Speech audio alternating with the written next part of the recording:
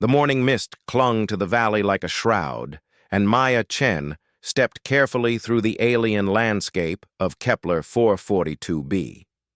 Her boots, designed for Earth's terrain, struggled to find purchase on the crystalline ground that sparkled with an otherworldly luminescence.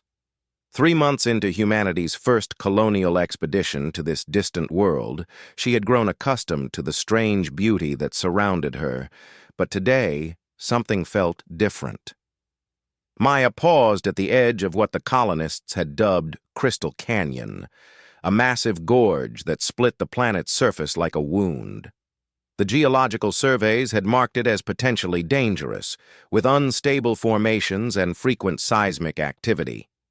Most of the colonists avoided it entirely, but Maya found herself drawn to its mysterious depths. As the expedition's xenobiologist, she couldn't resist the possibility of discovering new life forms in the planet's most remote corners. The canyon stretched before her like a cathedral of living stone, its walls shifting between deep purples and brilliant blues as the alien sun moved across the sky.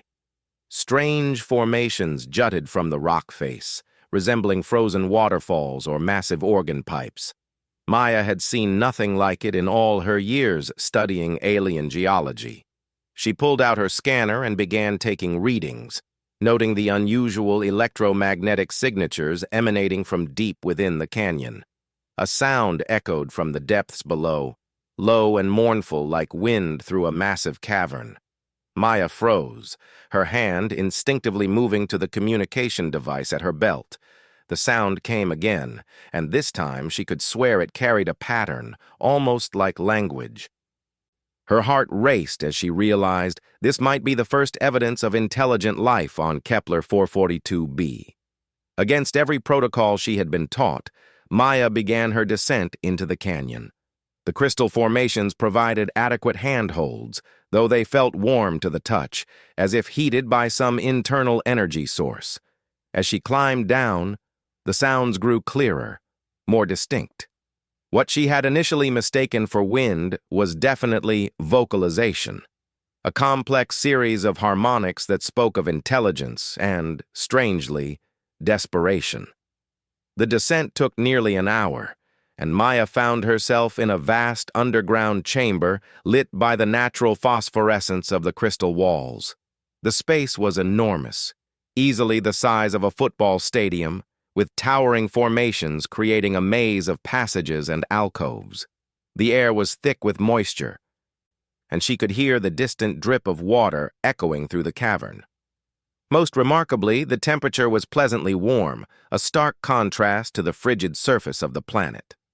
Maya activated her helmet's recording function and began to explore, her scientific training overriding her natural caution. She documented the various formations, noting how they seemed to channel and amplify sound throughout the chamber. The acoustic properties were remarkable, allowing even whispered sounds to carry clearly across vast distances. Then she saw the eyes.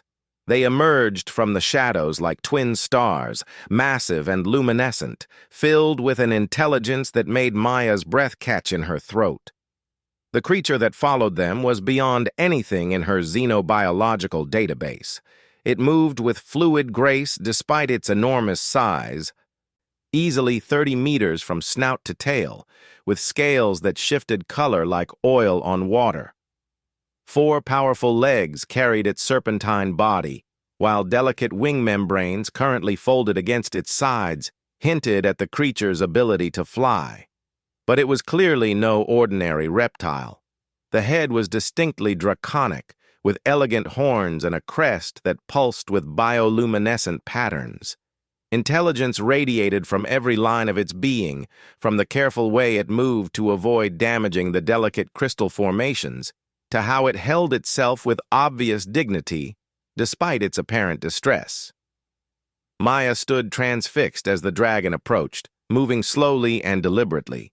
She could see now that its scales, while beautiful, looked dull and brittle. The creature's breathing was labored, and its movements spoke of profound exhaustion. As it drew closer, she noticed that its throat and neck bore strange markings, as if something had been constricting it for a very long time. The dragon stopped approximately 10 meters away and lowered its great head in what could only be interpreted as a bow. When it spoke, the words came not as sound, but as direct thought, transmitted through some form of telepathic communication that Maya's human brain struggled to comprehend. "Small one," the voice resonated in her mind, ancient beyond measure and heavy with weariness. "I sense that you are not of this world, yet you possess something I have not encountered in 700 of your solar cycles." Maya found her voice, though it came out as barely a whisper. What do you mean?" "Hope," the dragon replied, its mental voice carrying undertones of desperate longing. "You carry within you the essence of possibility, the strength that comes from a species that refuses to accept defeat.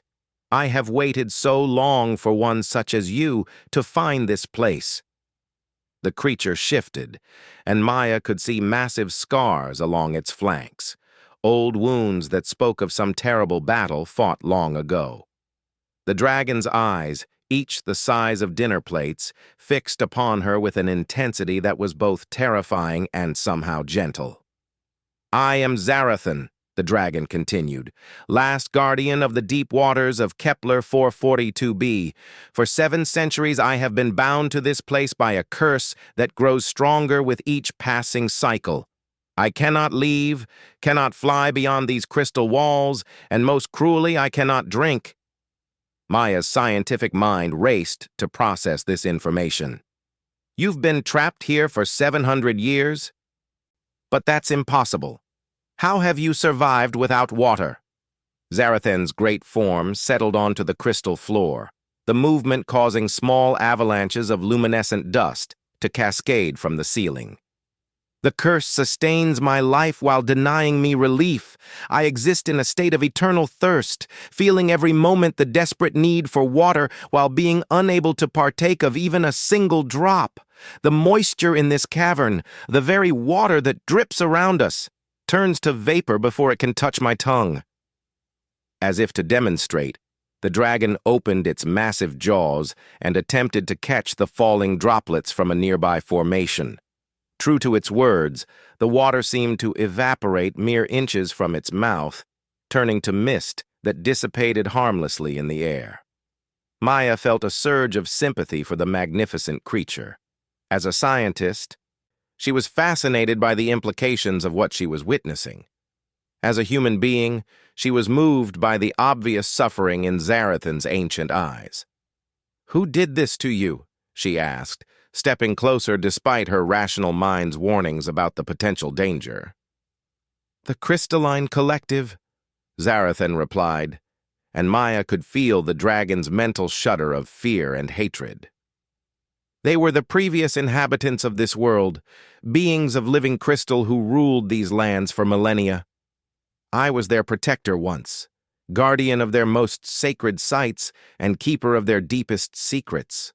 But I discovered their plans to expand beyond this world, to spread their influence to other planets, consuming all organic life they encountered."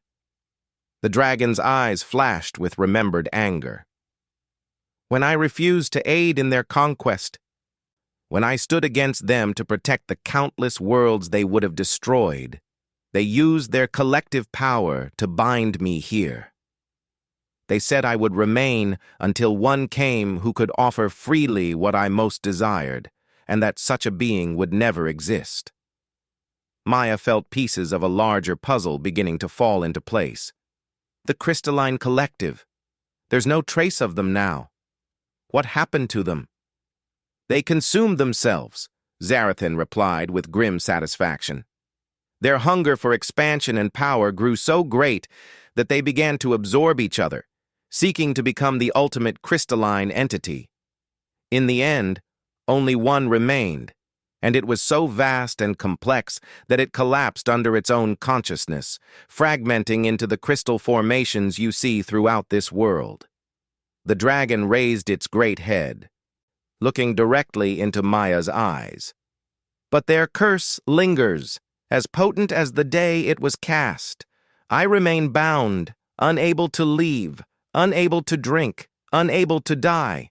I have called out across the centuries, hoping that some being would hear my plea and offer aid. But until now, none have come who possessed the one thing necessary to break my bonds. Maya swallowed hard, somehow knowing what the dragon was about to ask, but unable to fully comprehend the implications. What is it that you need?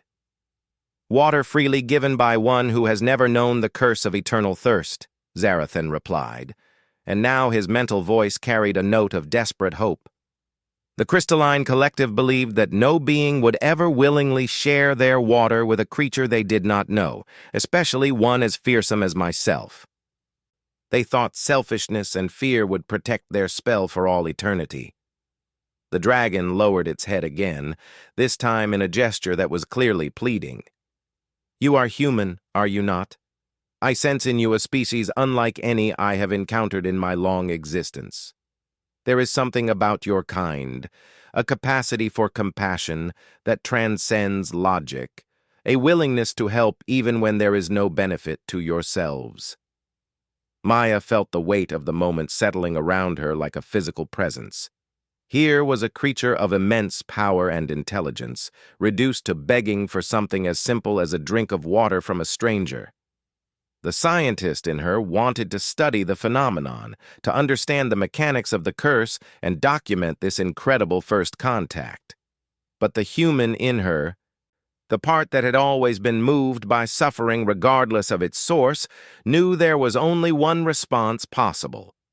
She reached for her water bottle, a standard issue container holding approximately 2 liters of purified water from Earth. It was part of her daily ration, carefully measured and precious in the early days of the colony when recycling systems were still being established. Giving it away would mean thirst for her until she could return to base camp. Will this be enough? She asked, holding up the bottle.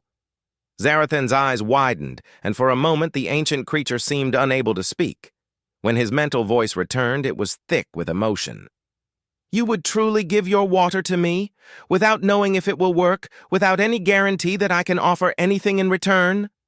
Maya smiled, feeling a warm certainty settle in her chest. That's what humans do. We help when we can, especially when someone is suffering. The dragon's great form began to tremble. Whether from emotion or anticipation, Maya couldn't tell.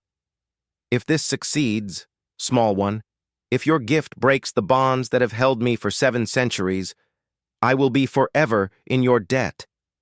But I must warn you, the curse may exact a price for its breaking. The crystalline collective's magic was complex and cruel, designed to cause as much suffering as possible. Maya nodded, understanding the risk but feeling no hesitation. She approached the dragon slowly, amazed by the creature's patience and gentleness as she drew near enough to touch its massive snout.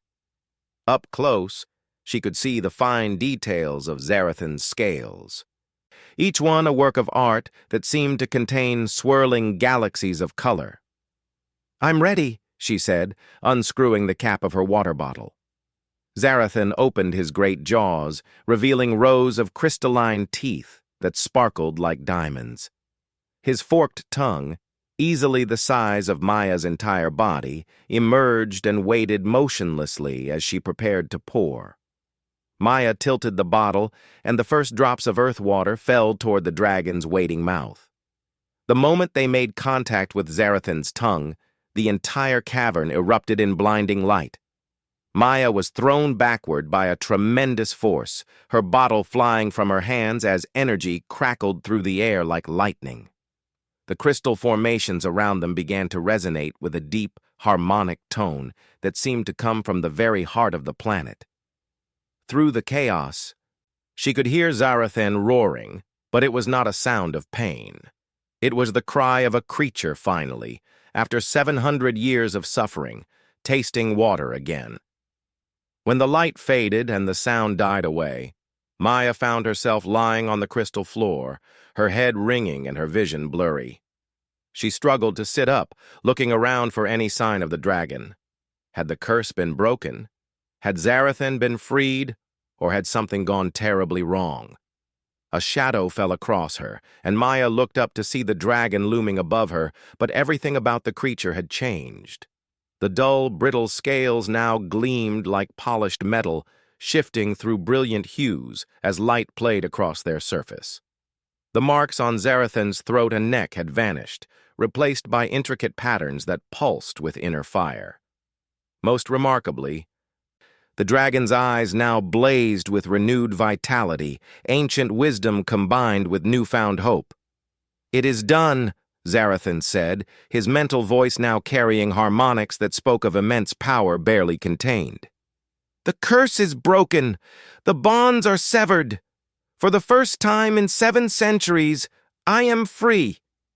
The dragon stretched his wings, and Maya gasped as she saw their true span. Easily 60 meters from tip to tip, with membrane that caught and reflected light like stained glass. Zarathan's movements were no longer those of a weakened, suffering creature, but of a being of tremendous strength and grace. "Your gift, brave human," the dragon continued, "has done more than simply break an ancient curse. In demonstrating the compassion and selflessness of your species, you have proven something that I had begun to doubt after so many centuries of isolation." Maya struggled to her feet, still awed by the transformation she had witnessed. "What do you mean?" Zarathan lowered his great head until it was level with hers, and she could see infinite depths of gratitude in his luminous eyes. "That there still exists in this universe beings capable of true goodness, creatures who will sacrifice their own comfort to ease another's suffering without thought of reward or recognition. Your kind may be young among the star-traveling races, but you possess something rarer than any treasure." The dragon paused, and Maya could sense that he was choosing his words carefully. "I have much to share with you, Maya Chen of Earth. Knowledge that could benefit your colony immeasurably. Secrets of this world that could ensure your people's prosperity for generations to come. But first, I must ask, are you prepared for what comes next? Because breaking this curse has set in motion events that will change not only your life, but the fate of humanity's expansion among the stars." Maya stared into Zarathan's luminous eyes, feeling the weight of his words settling around her like a mantle. The cavern still hummed with residual energy from the curse's breaking, and she could see new patterns of light dancing through the crystal formations, as if the dragon's freedom had awakened something long dormant in the very stones. "I don't understand," Maya said, finding her voice steady despite the magnitude of what she had just witnessed. "How could giving you water change humanity's future among the stars?" Zarathan's massive form shifted, and Maya noticed that the dragon seemed more solid somehow, more present than before. The curse hadn't just trapped him physically, it had been slowly draining his very essence, making him less real with each passing century. "To answer that, young Maya, I must tell you who I truly am, and what I have guarded in this place for so long," the dragon replied, his mental voice now carrying undertones that spoke of vast power and ancient responsibility. "I am not merely a creature of this world, but a guardian of the deep ways, one of the last beings charged with protecting the pathways between stars." Maya's scientific mind immediately seized upon the implications. "Pathways between stars? You mean some form of faster-than-light travel?" "Far more than that," Zarathan replied, rising to his full height. "Come, let me show you what the crystalline collective sought to claim for themselves, what they imprisoned me to prevent me from protecting." The dragon turned and began moving deeper into the cavern, his movements now fluid and graceful. Maya followed, her heart pounding with excitement and trepidation. As they walked, Zarathan continued his explanation. "Your species has achieved interstellar travel through crude but effective methods. generation ships, suspended animation, the brute force application of technology to overcome the vast distances between worlds. But long before humans looked up at the stars, other races had discovered something far more elegant. They emerged into another chamber, this one even more vast than the first. Maya gasped as she saw what lay before them. In the center of the space stood a structure that defied easy description. Part architecture, part living organism, part pure energy. It resembled a massive tree whose trunk was formed from twisted crystal and whose branches reached up into darkness beyond her vision. But it was the space around the tree that truly took her breath away. The air itself seemed to shimmer and fold, creating windows into other places. Through one opening, Maya could see a red-orange landscape under twin suns. Through another, an ocean world with massive cities floating on its surface. A third showed a forest of silver trees beneath a purple sky. Each window was stable and clear, as if she could simply step through and find herself on another world entirely. "The deep ways," Zarathan explained, his mental voice filled with reverence. "Ancient pathways that connect not just star systems, but entire galaxies. They were created eons ago by a race whose name has been lost to time, beings who believed that all intelligent life should be able to explore and learn from one another, without the barriers of distance." Maya approached one of the windows, this one showing a world of floating islands connected by streams of flowing light. The view was so clear and detailed that she could see bird-like creatures soaring between the islands, their wings leaving trails of luminescence in their wake. "These are real?" she whispered. "I could actually step through and be there?" "With the proper preparation and knowledge, yes," Zarathan confirmed. "But the deep ways are not simply magical doorways. They require understanding, respect, and most importantly, they respond to the intent and character of those who would use them." The dragon moved to stand beside her, his massive presence somehow comforting rather than intimidating. The Crystalline Collective discovered this place shortly after they began their expansion across Kepler 442b. They saw the deep ways as a tool for conquest, a means to spread their hunger to countless worlds instantly. When I tried to explain that the pathways would never serve such dark purposes, they laughed at my warnings. Maya turned to face the dragon. What happened when they tried to use them? "The deep ways rejected them utterly," Zarathan replied, and Maya could sense grim satisfaction in his mental voice. "The pathways can sense the nature of those who approach them. The collective's hunger, their desire to consume and dominate, marked them as unworthy.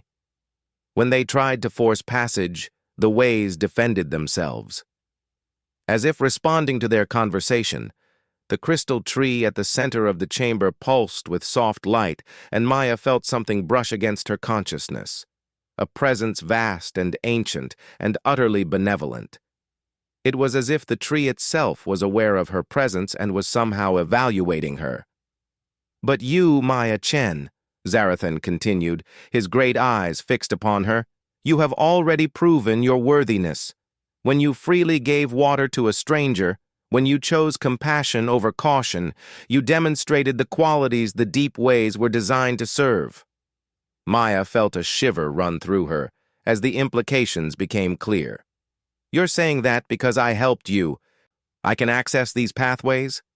"Not just you," Zarathan replied, and his mental voice carried a note of excitement that had been absent for 700 years. "Your entire species has proven itself through your actions. The deep ways judge not just individuals, but the civilizations they represent. Your willingness to sacrifice your own needs for another's suffering speaks to the fundamental nature of humanity."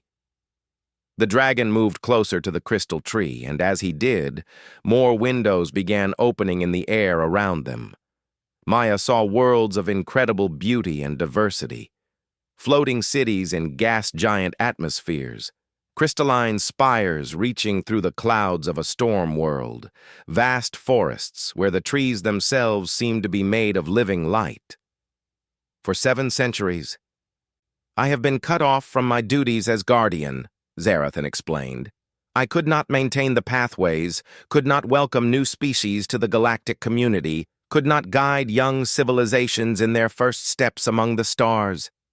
But now, with the curse broken and my powers restored, I can do what I have longed to do for so long. The dragon turned to face Maya directly, and she could see infinite depths of purpose in his luminous eyes. I can formally welcome humanity to the deep ways, and I can teach your people how to use them wisely. Maya's mind raced with the possibilities. Instant travel between star systems would revolutionize human civilization. The scientific discoveries alone would advance human knowledge by millennia. But something in Zarathan's tone suggested that this gift came with responsibilities as well as benefits. What would that mean for us? She asked. What would humanity need to do in return? Become guardians yourselves, Zarathan replied simply. The deep ways are not a resource to be exploited, but a trust to be protected. Each race that gains access to them must commit to preserving and maintaining the network, to helping other worthy species join the galactic community, and to defending the pathways from those who would misuse them. The dragon gestured with one wing toward the various windows floating around them. There are threats in the galaxy, Maya, ancient evils that hunger for the power the deep ways represent. The crystalline collective was only one of many such dangers. Humanity would need to stand ready to defend not just your own worlds, but the very foundations of interstellar civilization. Maya thought about her fellow colonists back at the base camp. Scientists, engineers, farmers, and dreamers who had risked everything to build a new life among the stars. Could humanity accept such a tremendous responsibility? Did they have the wisdom and strength to become galactic guardians? As if reading her thoughts, Zarathan's mental voice became gentle. I have observed your species since your arrival on this world, Maya. I have seen how you work together despite your differences, how you share resources and knowledge freely among your community. I have watched you risk your own safety to help others, as you did when you descended into this dangerous canyon to investigate strange sounds. The dragon paused, and Maya could feel the weight of his ancient wisdom. But more than that, I felt the touch of your mind when you chose to give me water. In that moment, I saw not just your individual nature, but the fundamental character of humanity itself. You are a young species, yes, but you possess something that many older civilizations have lost: the ability to hope, to dream, to believe that things can always be better than they are. Maya looked around at the incredible vista of worlds spread out before her, feeling overwhelmed by the magnitude of what was being offered. How do I know if humanity is really ready for this? How can I speak for my entire species? You cannot, Zarathan acknowledged. But you can be the bridge between worlds, the first human to truly understand what joining the galactic community means. The decision will ultimately belong to your people as a whole, but they will need someone who has seen the deep ways to guide their choice. The dragon moved to stand before one particular window, this one showing a world of impossible beauty, where cities of living crystal grew from the surface of calm seas, their spires reaching toward a sky filled with aurora-like displays of color. This is Cyrith, homeworld of the Luminari, Zarathan explained. They were the first species I guided to the deep ways after becoming a guardian, nearly 3,000 years ago. They too faced the choice your people now must make: remain isolated in their own star system, or accept the responsibilities of galactic citizenship. Maya approached the window, fascinated by the alien architecture and the beings she could see moving through the crystal cities. They were tall and graceful, with skin that seemed to contain its own inner light, and they moved with a fluid elegance that spoke of deep inner peace. "What did they choose?" Maya asked. "They chose courage," Zarathan replied, "and in doing so, they became one of the most respected civilizations in the galaxy. Their mastery of harmonic technologies has brought healing and comfort to countless worlds, and their wisdom guides the Council of Worlds in times of crisis." The dragon gestured to another window, showing a very different world, one of vast deserts and floating platforms where robust, four-armed beings worked massive machinery that seemed to shape reality itself. "The Vorthak chose differently," Zarathan continued. "When offered access to the deep ways, they decided they were not ready for such responsibility. They chose to remain in their own system until they felt their civilization had matured sufficiently. That was 800 years ago, and they still maintain that choice." Maya understood the implication. "Both choices were respected?" "Absolutely," Zarathan confirmed. "The deep ways serve those who are ready for them, but there is no shame in recognizing one's limitations. The Vorthak continue to develop their culture and technology, and the pathways remain open to them whenever they feel prepared to accept the role of guardians." Maya turned away from the windows to face the dragon directly. "What happens next? How do I even begin to explain this to the Colonial Council, let alone to Earth?" Zarathan's massive head tilted thoughtfully. "First, you must understand the deep ways yourself. The pathways respond to knowledge and intent. The more deeply you comprehend their nature, the more effectively you can use them. I propose to teach you, Maya Chen, to make you the first human guardian of the deep ways." The offer took Maya's breath away. "You want to train me? But I'm just a xenobiologist. I study alien life forms. I'm not a diplomat or a military leader." "Precisely why you are perfect for this role," Zarathan replied, and Maya could feel amusement in his mental voice. "Guardians are not conquerors or politicians. They are students and teachers, protectors and guides. Your scientific training will help you understand the deeper principles underlying the deep ways, while your compassionate nature will ensure you use that knowledge wisely."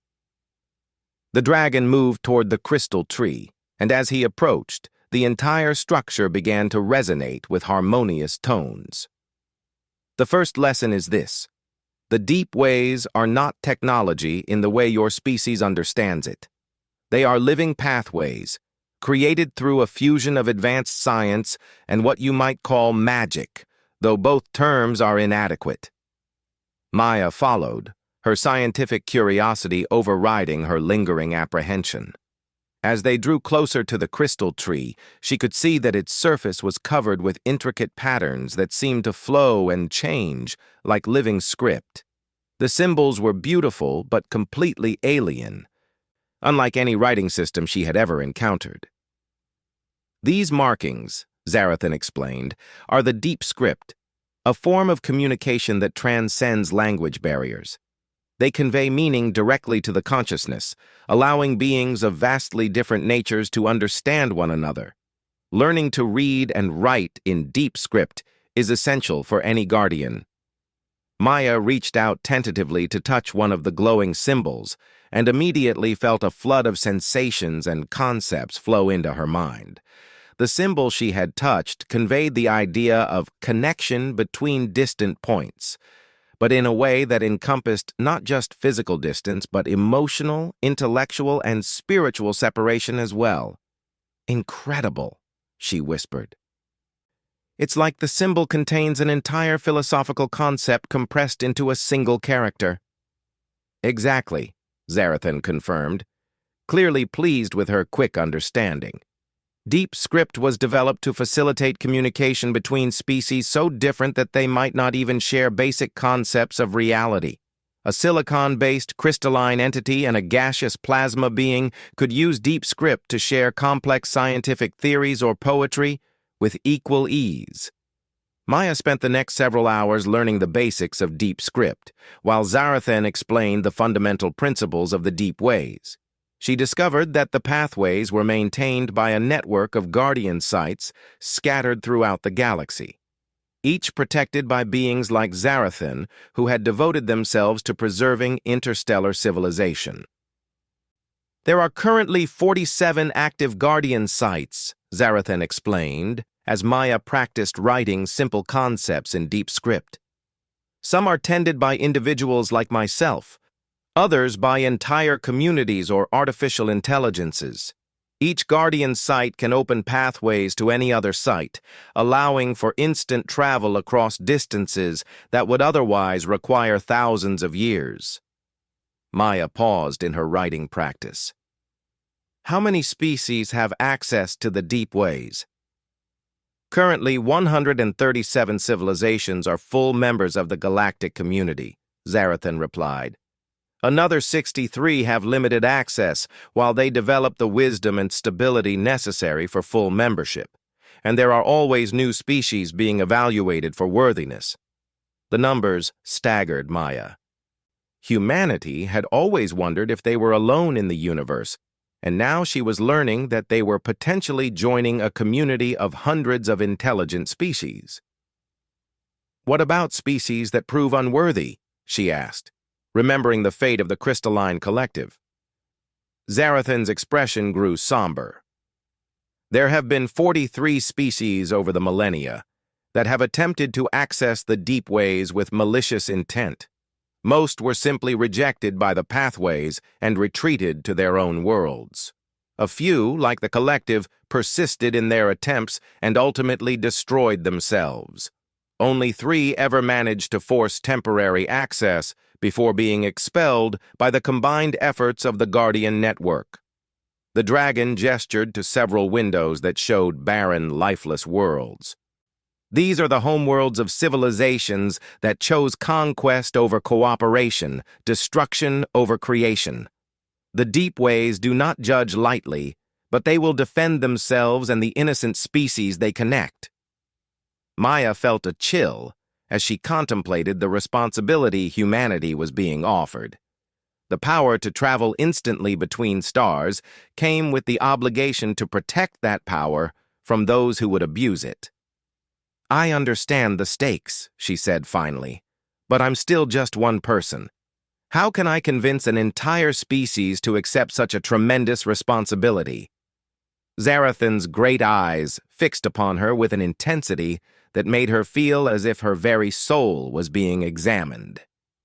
By showing them what you have shown me, Maya Chen, by demonstrating that humanity possesses the courage to face the unknown, the wisdom to recognize what truly matters, and the compassion to help others even at personal cost.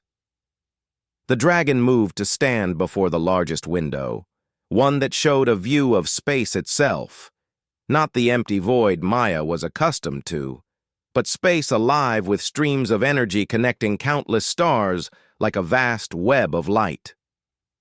Tomorrow, if you are willing, I will take you to meet the Council of Worlds. You will see for yourself the community humanity has the chance to join, and you will understand both the opportunities and the obligations that await your species. Maya looked at the cosmic vista before her, feeling the weight of destiny settling around her shoulders. In the span of a single day, she had gone from being a simple xenobiologist to humanity's potential ambassador to a galactic civilization beyond their wildest dreams. I'm terrified, she admitted honestly. But yes, I'm willing. Zarathan's mental voice carried warm approval. Fear in the face of the unknown is not weakness, Maya. It is wisdom. But your willingness to act despite that fear is what marks you as worthy to be humanity's first guardian. As the alien sun set beyond the crystal cavern, casting everything in hues of gold and crimson, Maya Chen prepared herself for a journey that would determine the future of human civilization among the stars. Maya Chen stood at the edge of the crystal platform that Zarathan had formed from the living stone of the Deep Ways chamber. The dragon had spent the night teaching her the proper mental preparations for interstellar travel, explaining that the pathways required not just physical transit, but a fundamental alignment of consciousness with the cosmic forces that bound the galaxy together. "Remember," Zarathan said, his mental voice steady and reassuring, "the Council of Worlds will appear intimidating at first. You will be in the presence of beings whose civilizations span thousands of years, whose knowledge encompasses sciences your species has not yet dreamed of. But do not let their age or wisdom diminish your own worth. You represent something precious, the fresh perspective of a young race still filled with wonder at the universe." Maya nodded, though her hands trembled slightly as she gripped the small crystalline pendant Zarathan had given her. The device would allow her to communicate with any species through deep script translation, ensuring that language barriers would not impede her understanding or ability to speak for humanity. "Are you certain the Council will even see me?" Maya asked. "I'm nobody special, just a scientist who happened to wander into the right cave at the right time." Zarathan's massive form moved closer, and Maya felt the warmth of his presence like a protective shield around her. "You are exactly what you need to be, Maya Chen. The Council does not judge based on titles or achievements, but on character and potential. Your actions yesterday proved both your individual worth and the promise of your species." The dragon gestured toward the largest of the Deepways portals, which had been reconfigured to show not another world, but what appeared to be deep space filled with structures that defied comprehension. Massive rings of crystalline material orbited around installations that seemed to be built from captured starlight itself, while streams of energy connected platforms that housed beings from across the galaxy. "Nexus Prime," Zarathan explained, "the central hub of galactic civilization, where the Council convenes to address matters of universal importance. It exists partially outside normal space-time, allowing representatives from the farthest reaches of the galaxy to gather without the constraints of distance or differing temporal flows." Maya stared at the impossible vista, feeling her scientific mind struggle to comprehend technologies that seemed to blend physics with artistry. "How many species will be there?" "Representatives from all 137 member civilizations, plus observers from the 63 developing races," Zarathan replied. "Today's gathering is particularly significant because it has been nearly 2 centuries since a new species was formally welcomed into the community. The addition of humanity would mark a significant milestone." The dragon paused, and Maya could sense his careful consideration of his next words. "There will also be those who question humanity's readiness. Your species is remarkably young by galactic standards, having achieved interstellar travel only recently. Some council members will argue that humans need more time to mature before accepting guardian responsibilities." Maya felt a spark of defiance kindle in her chest. "And what do you think?" "I think," Zarathan replied with unmistakable warmth in his mental voice, "that wisdom is not measured by age alone, and that sometimes fresh perspectives are exactly what an ancient community needs to avoid stagnation." The dragon stepped onto the crystal platform beside Maya, his massive form somehow fitting comfortably in a space that had seemed barely large enough for her alone. "Are you ready to meet your galactic neighbors, Maya Chen?"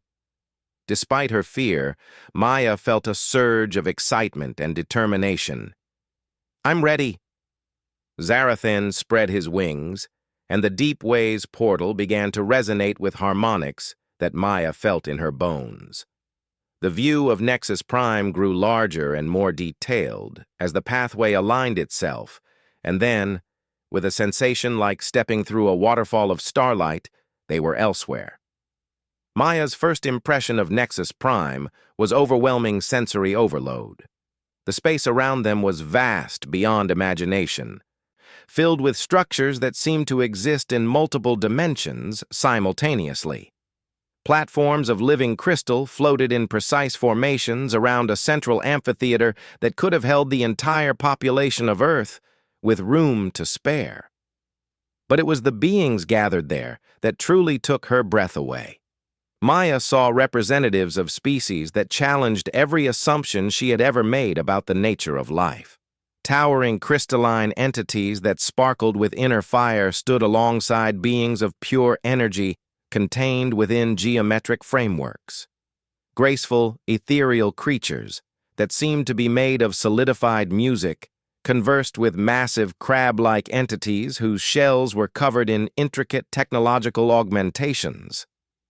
"The Council of Worlds," Zarathan announced, his mental voice now carrying formal undertones that spoke of ancient ritual.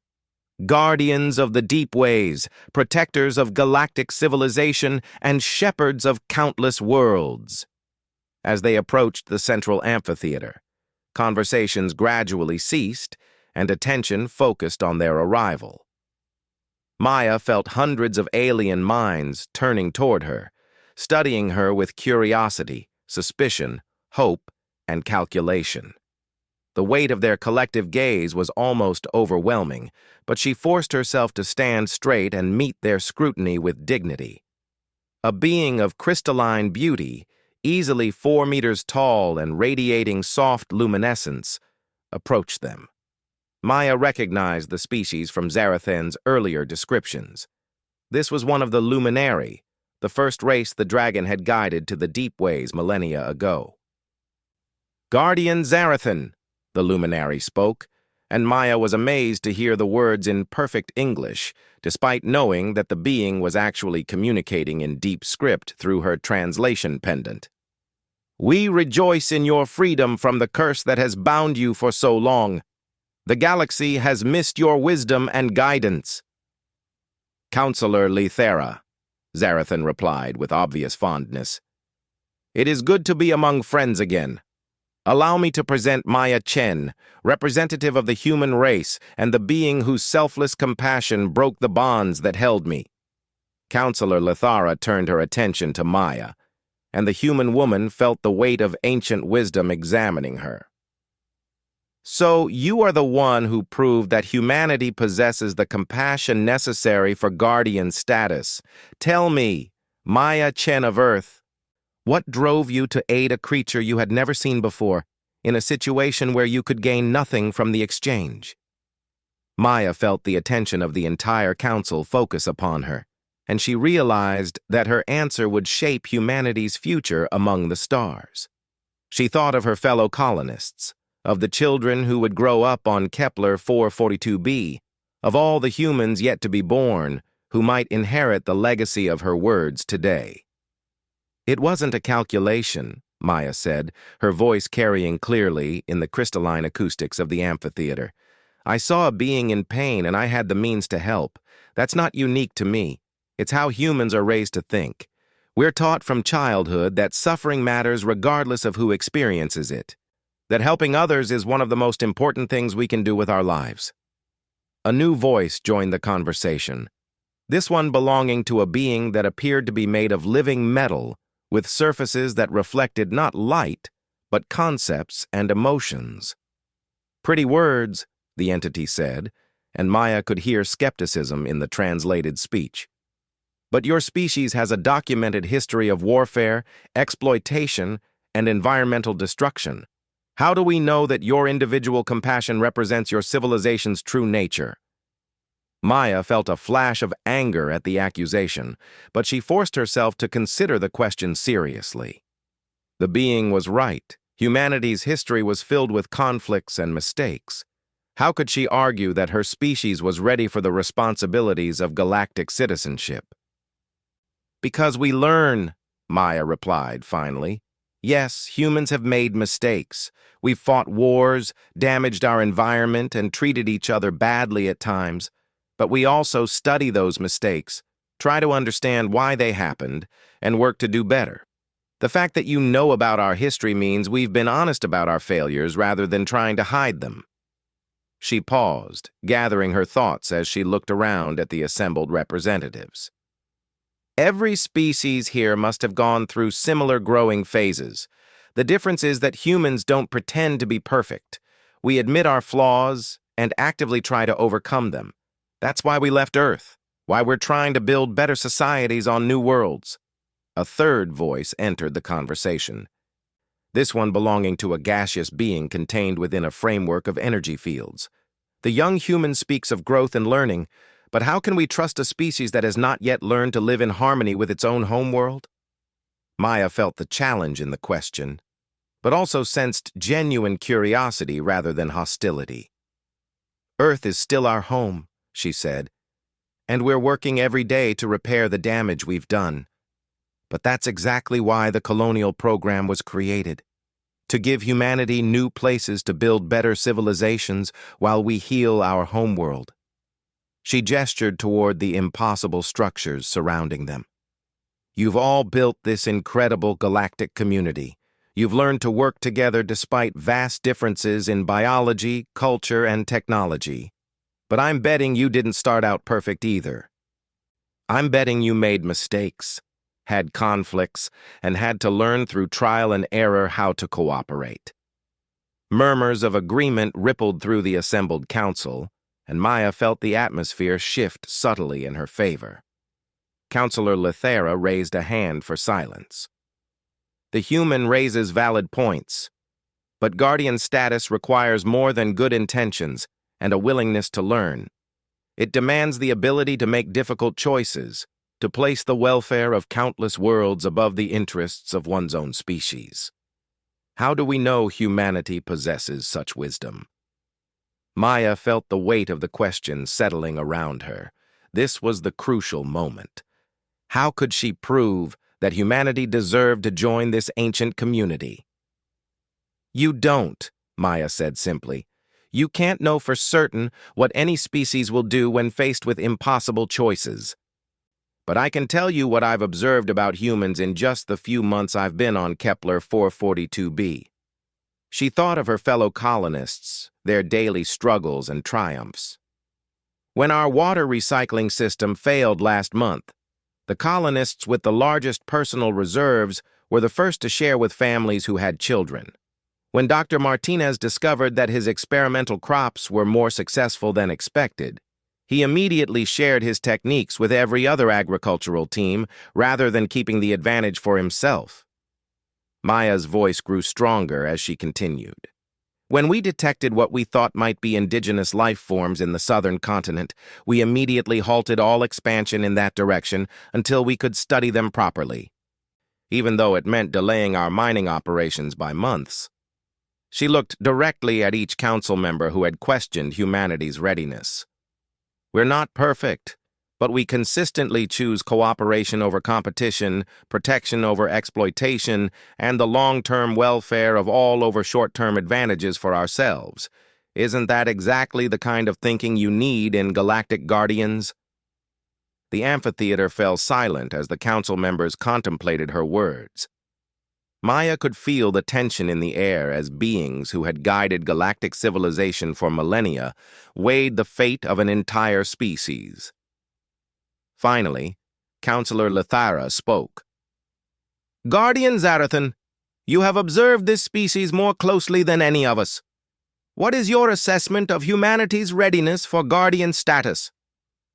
Zarathan stepped forward, his massive form radiating dignity and authority.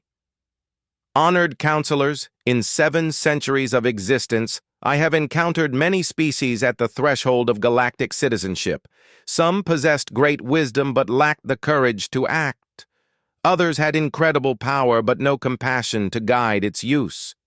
Still others combined intelligence and kindness but could not see beyond their own immediate needs. The dragon turned to look at Maya, and she felt the warmth of his approval like a physical force.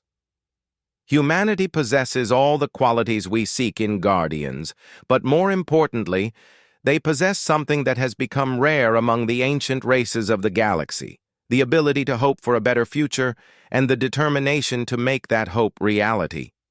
Zarathan addressed the council directly, his mental voice carrying absolute conviction. Yesterday, Maya Chen descended into a dangerous alien cave to investigate sounds that might have indicated life in distress. When she found me, a being of terrifying power who could have destroyed her with a thought, she chose trust over fear. When I explained my situation, she chose compassion over caution. When I asked for help, she chose sacrifice over self-preservation. The dragon's eyes blazed with inner fire. These were not calculated decisions made after careful analysis of potential benefits. They were instinctive responses that revealed the fundamental nature of her species. Humanity does not help others because it profits them. They help because suffering calls to something deep in their nature that cannot be ignored. A long moment of silence followed Zarathan's words. Maya could feel the council members communicating among themselves through means beyond her understanding, weighing arguments and sharing perspectives that encompassed thousands of years of galactic history. Finally, Counselor Lethera spoke, her crystalline voice carrying formal weight. The Council of Worlds has reached a decision. By unanimous agreement, humanity is hereby welcomed as the 138th member of the galactic community, with full guardian privileges and responsibilities. Maya felt her knees go weak with relief and overwhelming emotion. Around her, the assembled beings of the council began to generate sounds and displays that she realized were expressions of approval and welcome. Crystalline chiming from the luminari, harmonic resonances from the energy beings, patterns of colored light from species she couldn't even identify. But Counselor Lethera was not finished. However, this decision comes with specific conditions. Maya Chen, you are hereby appointed as humanity's first guardian, responsible for establishing the Deep Ways connection to your colonial worlds and for training other humans in the proper use of galactic pathways. Maya felt shock and honor in equal measure. I accept the responsibility, but I'll need time to prepare my people for this transition. Of course, Lethera replied. Guardian Zarathan will work with you to establish a training protocol and to help you select additional human guardians as your species grows into its new role. A new voice joined the conversation, one of the energy beings Maya had noticed earlier. There is one more matter to address. The breaking of Guardian Zarathan's curse has restored access to the Deep Ways pathways in the Kepler 442b system. This region of space has been closed to galactic civilization for 7 centuries. There may be complications. Maya felt a chill of apprehension. What kind of complications? Zarathan's mental voice carried grim undertones. The crystalline collective was not the only malevolent force in this region of the galaxy, Maya. There are ancient enemies who were held at bay by the Guardian Network. With the pathways restored, they may attempt to exploit the restored access. Counselor Lethera's luminescence dimmed with concern. Which is why humanity's acceptance into the Council comes at a crucial time. Fresh perspectives and new approaches may be exactly what we need to address threats that have been contained but not eliminated. Maya felt the weight of destiny settling around her shoulders once again. Not only was humanity joining a galactic community, but they were doing so at a time when that community faced ancient dangers. What do we need to do? Maya asked, feeling the strength of human determination flowing through her. Learn quickly, work together, and never lose the compassion that brought you to our attention, Lethera replied. The Deep Ways are now open to humanity. Use them wisely, protect them fiercely, and remember that you are no longer alone among the stars. As the formal ceremony concluded and individual council members began approaching to introduce themselves and welcome humanity to the galactic community, Maya thought about the journey that had brought her to this moment. It had started with simple curiosity about strange sounds in an alien canyon, led to an act of basic human kindness, and culminated in her species joining a community that spanned the galaxy. Zarathan moved to stand beside her as she was introduced to representatives from dozens of worlds. "You did well, Maya-Chen," the dragon said privately. "Your species faces challenges ahead, but I have no doubt that humanity will meet them with the same courage and compassion you showed me." Maya smiled, feeling the warmth of new friendships forming and the excitement of infinite possibilities stretching before humanity. "Thank you, Zarathan, for everything." "Thank you," the dragon replied, "for proving that the universe still holds room for hope, kindness, and the simple human truth that sometimes the most important thing you can do is offer water to a thirsty stranger." As Maya prepared for her journey back to Kepler 442b, where she would begin the monumentally complex task of preparing humanity for its new role among the stars, she carried with her the certainty that her species had found its place in the galaxy, not through conquest or technological superiority, but through the simple recognition that all suffering matters and all beings deserve compassion. The stars were calling, and humanity was finally ready to answer.